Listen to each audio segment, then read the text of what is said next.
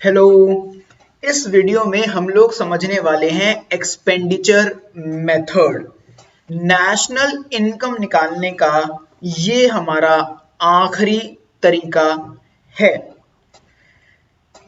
Expenditure method को हम लोग इनकम डिस्पोजल मेथड भी कहते हैं। डिस्पोजल वर्ड का मतलब होता है खत्म कर देना, डिस्पोज कर देना, तो इनकम को खत्म करना, दैट इज एक्सपेंडिचर। अगर आप इनकम को खत्म कर रहे हो तो मतलब खर्चा कर रहे हो ना, आप डिस्पोज कर रहे हो इनकम को। देखो उसके नाम में इनकम आ रहा है, तो कई बार ऐसा ना एग्जाम में कंफ्यूजन हो सकती है। अगर एग्जाम में आ गया इनकम डिस्पोजल मेथड क्या होता है, उसके फॉर्मूले लिखो कुछ ऐसा करके, तो फिर लगता है तो इनकम मेथड ही होता होगा क्योंकि नाम में भी इनकम आ रहा है, बट ऐसा नहीं है। ठीक है। और इवन इनकम मेथड को कहते हैं फैक्टर पेमेंट मेथड। अब वहां पर पेमेंट आ रहा है, पेमेंट मतलब होता है खर्चा, क्योंकि हम पे कर रहे हैं तो खर्चा हो रहा है। तो अब वहां पे लगता है कि यार वो एक्सपेंडिचर मेथड होगा, तो नहीं है। आपको ये अच्छे से याद रखना है कि फैक्टर पेमेंट मेथड होता है इनकम मेथड और इनकम डिस्पोजल मेथड होता है एक्सपेंडिचर मेथड। तो यहाँ पे ध्यान रखिएगा। नाउ एक्सपेंडिचर मेथड, हम तो नेशनल इनकम निकाल रहे हैं, तो इनकम से हम इनकम का एक्सपेंडिचर से क्या लेना देना। तो देखो जो देश का टोटल एक्सपेंडिचर होता है ना, वो देश की टोटल प्रोडक्शन के बराबर होता है। तो ये इसका मेन कॉन्सेप्ट है और यहां से चीजें स्टार्ट होती हैं। कॉन्सेप्ट ये है टोटल एक्सपेंडिचर। टोटल एक्सपेंडिचर को ना आप एग्रीगेट एक्सपेंडिचर भी कहते हो।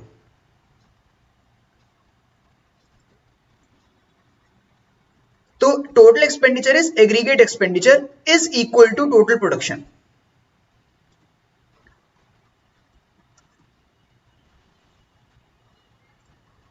इसीलिए इन दोनों का ही एग्रीगेट जो होता है वो होता है जीडीपीएमपी, क्योंकि दोनों चीजें सेम है।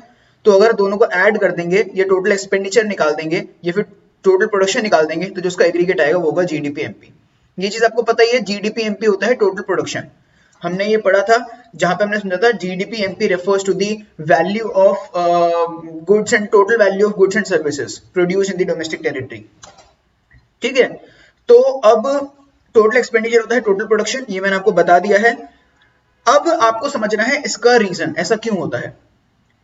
इसका रीजन काफी सिंपल है और वो रीजन ये है कि जो भी आप पैसा खर्च करते हो, वो आप पैसा तभी खर्च करते हो जब किसी ने कोई सामान प्रोड्यूस करा। फॉर एग्जाम्पल लेट अस से ये कंज्यूमर है और इस कंज्यूमर ने कुछ भी खर्चा करा, इसने गुड्स खरीदी, इसने सर्विसेज ली, ये तो चीज हो सकती है। तो देश में किसी ना किसी ने वो सामान बनाया होगा, क्योंकि अगर ये कंज्यूम कर रहा है, ये पैसा खर्च कर रहा है, ये पैसा दे रहा है, मतलब किसी ना किसी ने सामान प्रोड्यूस करा होगा, या तो सर्विसेज रेंडर करी होंगी या गुड्स प्रोड्यूस करी होंगी। Production of goods and services हुआ होगा, तभी तो ये बंदा पैसे उसको यूज कर रहा है, तभी तो पैसे दे रहा है। तो अगर हम कुछ भी पैसा देते हैं, हम खर्चा करते हैं, मतलब उतना ही किसी न किसी ने प्रोड्यूस करा है, सीधी सी बात है। अगर मैं आपको सर्विसेज दे रहा हूं, मैं आपको सर्विसेज रेंडर कर रहा हूं, आप एक्सपेंड करोगे कुछ पैसा, तो मतलब देश में कुछ प्रोडक्शन हुई है, जितने आप पैसे एक्सपेंड कर रहे हो उतनी ही मैंने सर्विसेज दी हैं। तो इसीलिए जो टोटल एक्सपेंडिचर होता है वो टोटल प्रोडक्शन के बराबर होता है। तो हम क्या करते हैं, यहां पर हम टोटल एक्सपेंडिचर निकाल लेंगे। टोटल एक्सपेंडिचर का एग्रीगेट क्या होगा, जीडीपीएमपी। अब चीजें वैसे ही चलेंगी, इक्वल टू के लेफ्ट साइड पर हम वो रखते हैं जो हमें क्वेश्चन निकालने को बोलता है। और मैं अज्यूम कर रहा हूं कि क्वेश्चन हमें नेशनल इनकम निकालने को बोलेगा, तो यहां पे मैं एनएनपीएफसी रख रहा हूं। अगर क्वेश्चन कुछ और निकालने के लिए बोलेगा तो हम वो रख लेंगे यहां पर। तो ये हो जाएगा, यहां पर आता है क्वेश्चन रिक्वायरमेंट।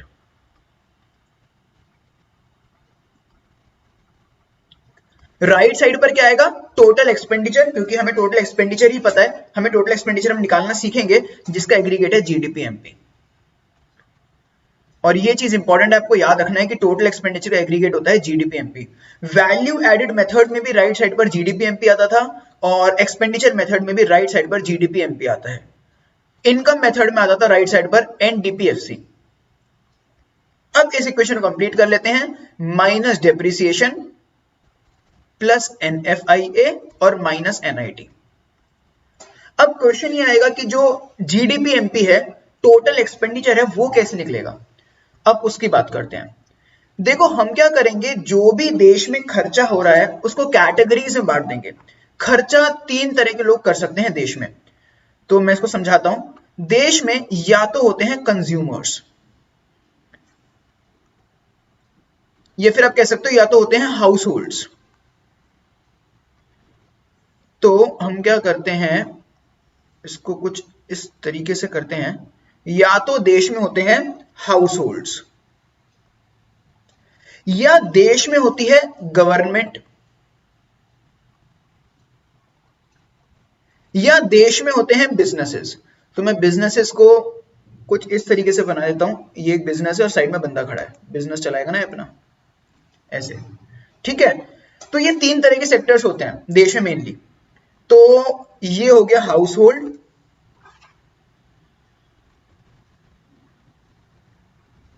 ये हो गया गवर्नमेंट,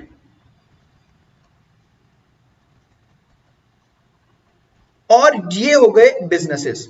यहां पर एक्चुअली बिजनेसेस लिखना ठीक नहीं है, मैं भी आपको समझाऊंगा, बट यहां पे मैं अभी लिख देता हूं एसेट्स, क्योंकि मैं भी समझाऊंगा, अभी आपको मैं चीज समझाता हूं। हम निकाल रहे हैं देश का टोटल एक्सपेंडिचर। अब हम देश का जब टोटल एक्सपेंडिचर निकाल रहे हैं, तो हम यहां पे क्या ले रहे हैं, जो हाउस होल्ड्स हैं, जो उन्होंने खर्चा करा है कंजम्पशन पर, जो हाउस होल्ड्स ने खर्चा करा है कंजम्पशन पर, हाउस होल्ड्स ने जो खर्चा करा है कंजम्पशन पर, पहली चीज वो हो गई। जो गवर्नमेंट ने खर्चा करा है कंजम्पशन पर, फिर जो गवर्नमेंट ने और हाउस होल्ड्स ने, किसी ने भी खर्चा करा है एसेट्स पर। खर्चा तो खर्चा है ना, हमने खर्चे को दो पार्ट में बांटा है मेनली, एक है कंजम्पशन पर खर्चा, एक है एसेट्स पर खर्चा। कंजम्पशन पे खर्चा या तो हाउस होल्ड्स करेंगे या फिर गवर्नमेंट करेगी, तो इस तरीके से तीन कैटेगरी बन जाती हैं, या तो कंजम्पशन पे खर्चा करा है हाउस होल्ड्स ने, या फिर कंजम्पशन पे खर्चा करा है गवर्नमेंट ने, कंजम्पशन मींस कंज्यूम करना, या फिर एसेट्स खरीदे हैं। तो ये तीन चीजें आ जाती है देश के एक्सपेंडिचर में। अब एक चीज और यहां पर आ सकती है, जो कि हमारे देश में एक्सपेंडिचर नहीं हो रहा है, बट वो देश में प्रोडक्शन हो रहा है, वो है नेट एक्सपोर्ट्स। मैं समझाता हूं कि नेट एक्सपोर्ट्स क्यों आएगा, समझिएगा।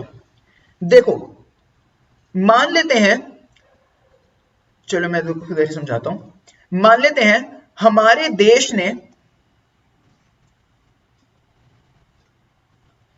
काफी सारी चीजें इंपोर्ट भी करी हैं, एक्सपोर्ट भी करी हैं, जो कि नॉर्मली होता ही है, हमारा देश इंपोर्ट भी करता है, एक्सपोर्ट भी करता है।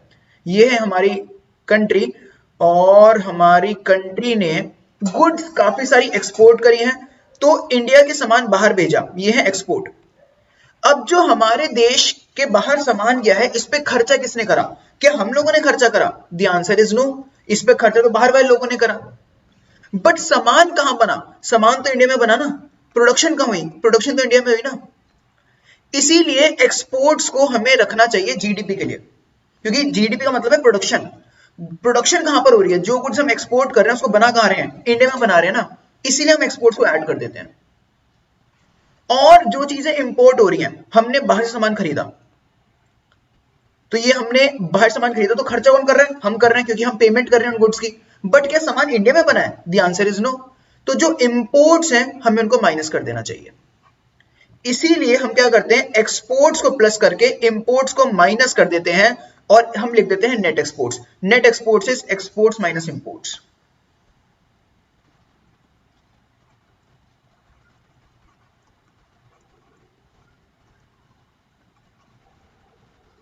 तो मैं आपको एक बार फिर से फटाफट समरी बताता हूं, मैंने आपको क्या बताया है। मैंने आपको यह बताया कि टोटल एक्सपेंडिचर बराबर होता है टोटल प्रोडक्शन के, दोनों को कहते हैं जीडीपी एमपी।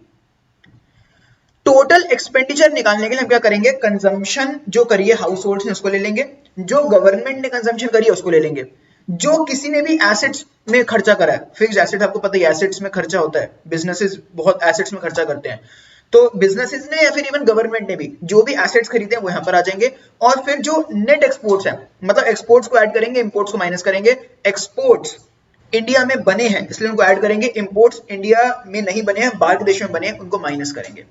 ये हमारा हो जाएगा टोटल एक्सपेंडिचर। बस यही चार चीजें आती हैं।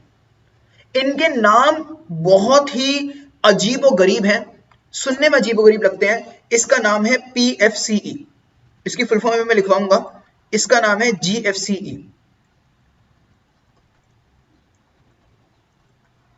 इसका नाम है GDCF। नेट एक्सपोर्ट्स को तो हम कहते हैं एक्स माइनस है, ये भी मैं बताता हूं। अब जो ये नाम है मैं इनको एक्सप्लेन करता हूं कि ये क्या चीज है। देखो जो प्राइवेट लोगों ने खर्चा करा ना कंजम्पशन पे, उसे कहते हैं प्राइवेट फाइनल कंजम्पशन एक्सपेंडिचर। नाम इसका इतना खतरनाक है कि लगेगा कि ये बहुत ही ट्रिकी पार्ट है, बट इसका मीनिंग बहुत आसान है। 4 वर्ड्स का एक नाम, private final consumption expenditure. Meaning इसका क्या है? जो हाउस ने, प्राइवेट मतलब हाउस ने फाइनल गुड्स पे खर्चा करा। फाइनल गुड्स होती हैं, अगले चैप्टर में सीखेंगे, बेसिकली 2 तरह की गुड्स होती हैं, फाइनल और इंटरमीडिएट। तो इंटरमीडिएट गुड्स को नेशनल इनकम में नहीं लेते हैं। क्यों नहीं लेते हैं, क्या होती है इंटरमीडिएट गुड्स, बाद में समझेंगे। बट हाउस होल्ड्स ने जो फाइनल गुड्स पे, नॉर्मल गुड्स पे जो कंजम्पशन करा, कंजम्पशन पे खर्चा करा, कंज्यूम करने के लिए खर्च करा, that is private final consumption expenditure. आपके जो भी खर्चे होते हैं, जैसे कोई भी खर्चा, कपड़े लेना, फूड का खर्चा और कुछ भी जो भी खर्चा होता है, सब कुछ यहाँ पर आता है प्राइवेट फाइनल कंजम्पशन एक्सपेंडिचर में। हाउस होल्ड के सारे खर्चे यहाँ पर आते हैं। फिर अगला नाम है, नाम देखना कितना ट्रिकी सा है, बट मीनिंग उसका ट्रिकी नहीं होने वाला है। गवर्नमेंट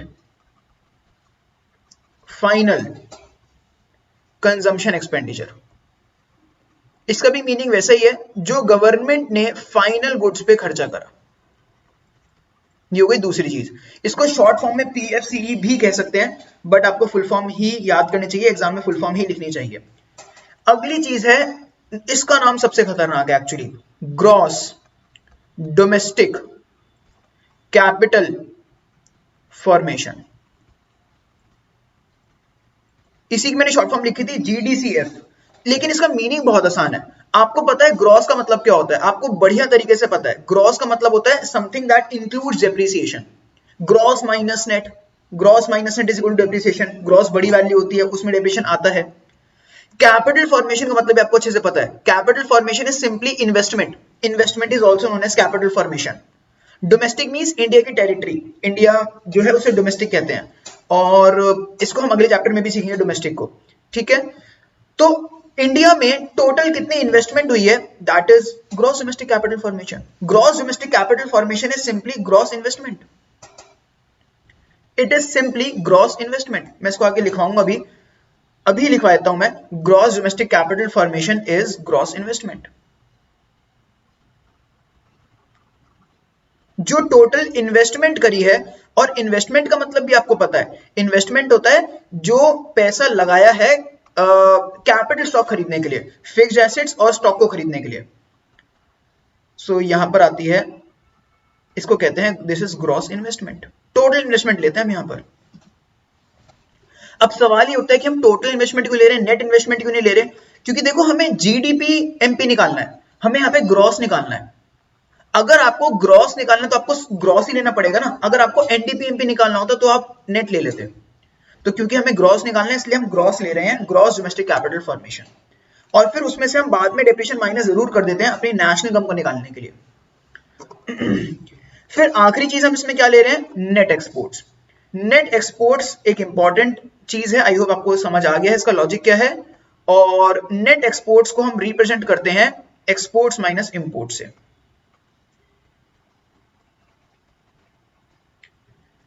तो यहां पे नीचे मैं लिखवा देता हूं आपको, net exports is equal to exports minus imports.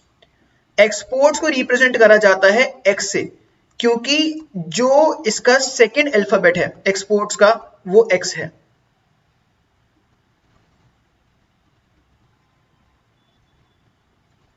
इसको रिप्रेजेंट करा जाता है एक्स से क्योंकि इसका सेकेंड अल्फाबेट एक्स है, और इंपोर्ट को रिप्रेजेंट करा जाता है एम से क्योंकि इसका सेकेंड अल्फाबेट एम है। ये रहा एक्स और ये रहा एम, एक्सपोर्ट माइनस इंपोर्ट। अब एक चीज बची है जिसका नाम बड़ा ट्रिकी सा है, gross domestic capital formation. Meaning आपको समझ आई गया, टोटल इन्वेस्टमेंट कितनी हुई है। अब ग्रॉस डोमेस्टिक कैपिटल फॉर्मेशन में दो चीजें आती हैं, या तो आपने फिक्स्ड एसेट्स में इन्वेस्ट करा है, या तो आ जाता है फिक्स्ड एसेट इन्वेस्टमेंट। आपने फिक्स्ड एसेट्स में इन्वेस्ट करा है, या फिर आ जाता है आपने शॉर्ट टर्म में इन्वेस्ट करा है। एसेट्स दो तरह के होते हैं ना, शॉर्ट टर्म एसेट्स और long term assets. Fixed assets are long term assets, short term assets is mainly inventory. Inventory सिर्फ एक टैंजिबल शॉर्ट टर्म एसेट होता है, so inventory investment.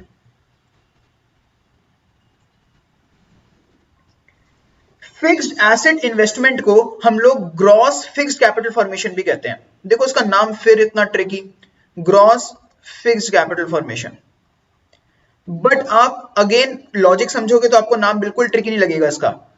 Gross fixed capital formation,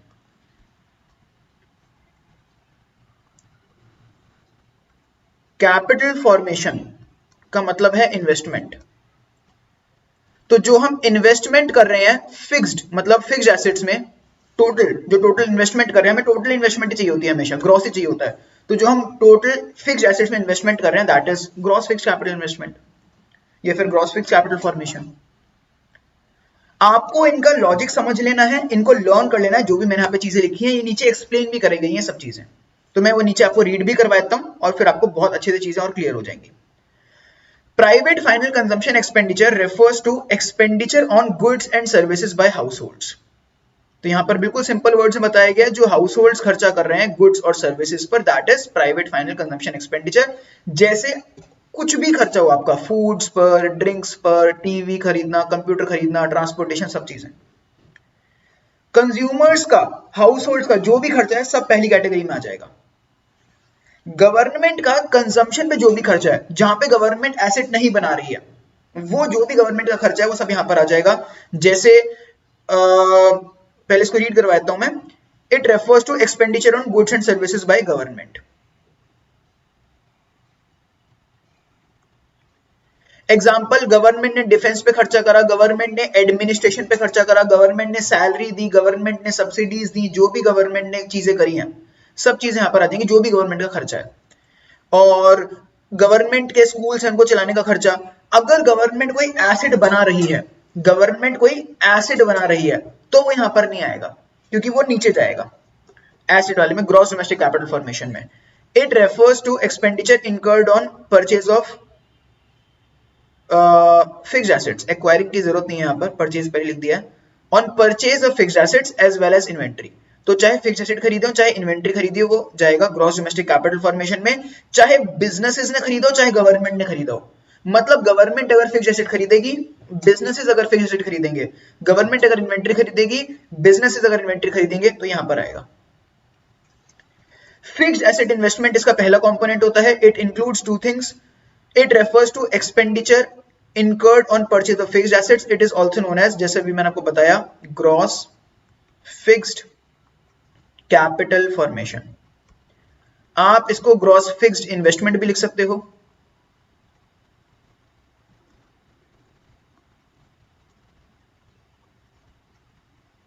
आप इसको gross domestic fix capital formation भी कह सकते हो। ग्रॉस का मतलब है टोटल, डोमेस्टिक का मतलब है इंडिया में, फिक्स का मतलब है फिक्स्ड एसेट्स, कैपिटल फॉर्मेशन का मतलब है इन्वेस्टमेंट। इन बड़ी बड़ी फ्रेजेस को, बड़ी बड़ी टर्म्स को छोटे छोटे टुकड़ों में तोड़ के समझा जाए तो चीजें आसान आपको लगेंगी। Inventory investment is expenditure incurred on purchase of inventory. It is also known as change in stock. मैं भी बताता हूं उसको चेंज इन स्टॉक क्यों कहते हैं।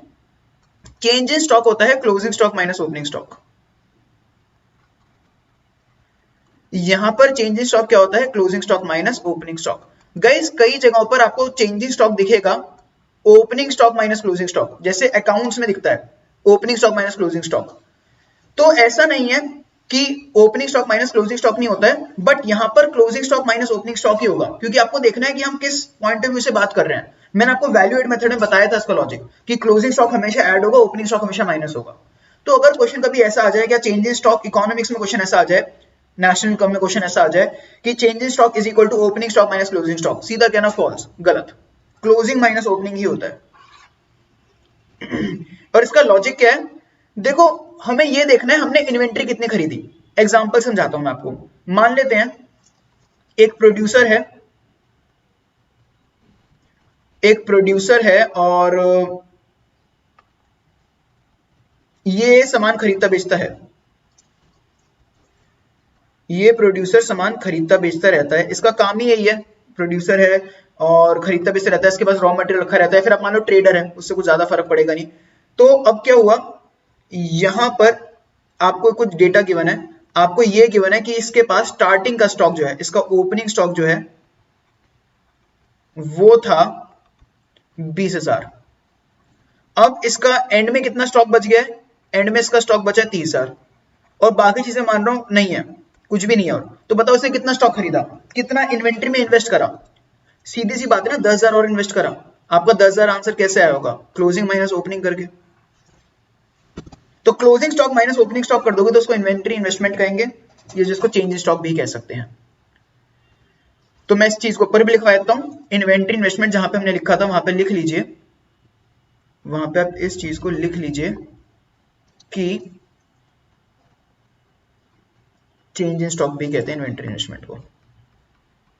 चेंज इन स्टॉक का आपको फॉर्मूला पता ही है, closing stock minus opening stock, ये हमने वैल्यू एडेड मेथड में भी सीखा था, closing stock minus opening stock. तो ये था आपका एक्सपेंडिचर मेथड। आपको इसके लॉजिक समझ आ गए होंगे ऐसी उम्मीद है मेरे को, आपको इसके फॉर्मूले लर्न कर लेने हैं और आप कर लोगे ऐसी उम्मीद है मेरे को। एक चीज इसमें और है जो इसका थोड़ा सा ट्रिकी पार्ट है, एग्जाम में ये वाला क्वेश्चन आता ही है, जो भी बड़ा क्वेश्चन होगा उसमें यूज होगा।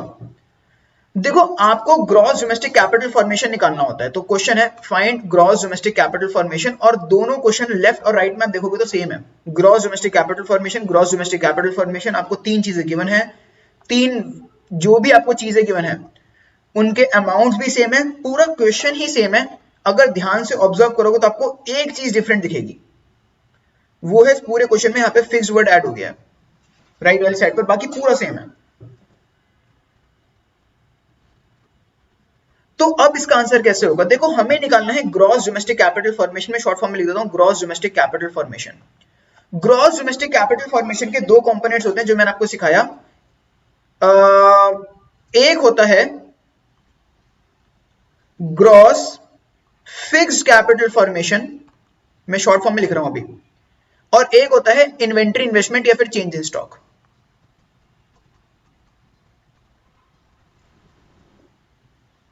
अब आपको क्या गिवन है, आप ये देखिए आपको गिवन क्या, आप ध्यान से आप देखिए, आपको ये गिवन है यहां पर नेट डोमेस्टिक कैपिटल फॉर्मेशन। आपको डोमेस्टिक कैपिटल फॉर्मेशन चाहिए, आपको already domestic capital formation given है। तो आप यहां पे क्या करोगे, आप gross fix capital formation plus change in stock नहीं करोगे, क्योंकि आपको already domestic capital formation given है, आपको टोटल चीज गिवन है, टोटल इन्वेस्टमेंट गिवन है। तो आप यहां पे क्या करोगे, आप यहां पर आप जो आपको नेट चीज गिवन है, आपको ये यहां पर नेट गिवन है, आप इस नेट में डेप्रिसिएशन को ऐड कर दोगे। बेसिकली आपको गिवन है NDCF गिवन है, तो आपको सिर्फ N और G का फर्क है, तो इसमें क्या करोगे डेप्रिसिएशन ऐड कर दोगे और आपका आंसर आ जाएगा 100 plus depreciation is 50, your answer is 150।